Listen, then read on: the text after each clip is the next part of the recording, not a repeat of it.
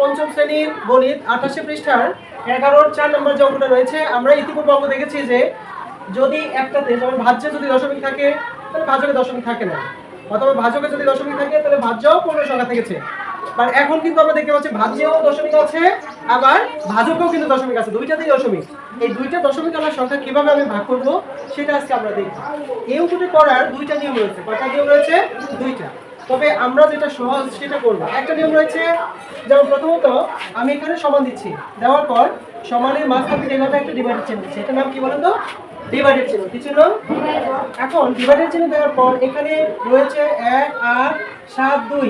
এই যে এখানে যে দশমিকটা দেখতে পাচ্ছেন, এই দশমিকের কারণে এই দশমিকটার কারণে নিচে একটা 1, অর্থাৎ এই দশমিকটা উঠে যাবে। দশমিকটা কি হয়ে যাবে? এবং এই দশমিকের কারণে নিচে একটা 1 দিতে হবে। কি দিতে হবে? এবং এই দশমিকের পরে কয়টা ঘর আছে দেখেন তো? একটা, দুইটা। কয়টা ঘর? এই জন্য আপনাকে দুইটা শূন্য দিতে হবে। কয়টা শূন্য দিতে হবে?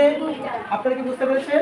দশমিক উঠানোর নিয়ম হলো দশমিক উঠানোর কারণে এখানে ডিভাইডেড হয়ে যাবে, অর্থাৎ দশমিক সংখ্যাকে ভগ্নাংশ সংখ্যায় রূপান্তর করা যায়। কি সংখ্যায়? দশমিক সংখ্যাকে ভগ্নাংশ সংখ্যায় রূপান্তর করা যায়, আবার ভগ্নাংশ সংখ্যাকে দশমিক সংখ্যায় রূপান্তর করা যায়। এটা কিন্তু নিয়ম। তো এখানে দশমিক সংখ্যা আছে, এটাকে আমরা ভগ্নাংশ সংখ্যায় রূপান্তর করছি। সেই জায়গা থেকে আমরা এখানে দশমিকটা উঠিয়ে দেওয়ার কারণে তাহলে দশমিকের কারণে একটা 1 হবে, এবং দশমিকের পরে যে কয়েকটা ঘর থাকবে ওই কয়েকটা শূন্য হবে। উপরে থাকলে দশমিক, নিচে হয়, নিচে থাকলে উপরে হয়। এইটাই হলো বিপরীত প্রক্রিয়া করতে হয়। এরপর এখানে ভাগ চিহ্ন দেখতে পাচ্ছেন, ভাগ চিহ্ন দেওয়া হলো। তারপর একইভাবে এই জায়গায় ঠিক তাই, এখানে দশমিক উঠাই দিব আমরা। দেখেন এখানে 0.08, এই দশমিক উঠাই দিব। এই দশমিক উঠাই দেওয়ার কারণে নিচে একটা 1, আর দশমিকের পরে কয়টা ঘর আছে বলুন তো? এই জন্য আমার এখানে কয়টা শূন্য হবে? দুইটা শূন্য হবে। কয়টা শূন্য হবে আপনারা কি বুঝতে পারছেন? এরপর এখন পূর্ণ সংখ্যা, এটা কিন্তু 8 একটা পূর্ণ সংখ্যা। 8 একটা কি সংখ্যা? পূর্ণ সংখ্যার পূর্বে, অর্থাৎ পূর্ণ সংখ্যার আগে কোনো শূন্য থাকবে না। পূর্ণ সংখ্যার আগে শূন্য থাকলেও যা, না থাকলেও তাই। তো এখানে আমরা শূন্য রাখবো না, শুধুমাত্র থাকবে কি বলেন তো? 8। 8 বাই কত? 100। কত? এবার পরের লাইনে যে কাজটা করব সেটা হলো 1 8 7 2, অর্থাৎ 1872, নিচে হলো 100, নিচে কত? আর আপনারা কিন্তু এই যে দাগটা দেখতে পাচ্ছেন, এই দাগটা কিন্তু সমানের মাঝখান থেকে দিতে হবে। আপনারা কিন্তু এখানে দেখতে পাচ্ছেন আমি কিন্তু এই যে সমানের মাঝখান থেকে এই দাগ চিহ্নটা দিয়েছি, অর্থাৎ ডিভাইডেড বা বাই চিহ্নটা দিয়েছি। এবার পরের যে কাজটা করব সেটা হলো ভাগটা কি হয়ে যাবে? গুণ। কি হয়ে যাবে? গুণ। ভাগ যখন গুণ হয়ে যাবে তখন নিচের সংখ্যা যাবে উপরে, আর উপরের সংখ্যা যাবে কি? নিচে। এখানে 8 চলে আসবে। আপনি কি বুঝতে পারছেন? এবার এই 100 আর এই 100 কি হয়ে যায়? ভ্যানিশ হয়ে যায়। অর্থাৎ 100 দ্বারা 100 কে ভাগ করলে ফল হয় কত? 1। ফল কত হয়? 1 লেখার প্রয়োজন আছে? নাই। তাহলে সেক্ষেত্রে আমরা এখন লিখবো উপরে হলো 1 8 7 2, অর্থাৎ 1872, নিচে হলো 8। আচ্ছা, এখন আপনি এখানে দেখতে পাচ্ছেন এটা হলো কি? প্রকৃত ভগ্নাংশ না অপ্রকৃত ভগ্নাংশ?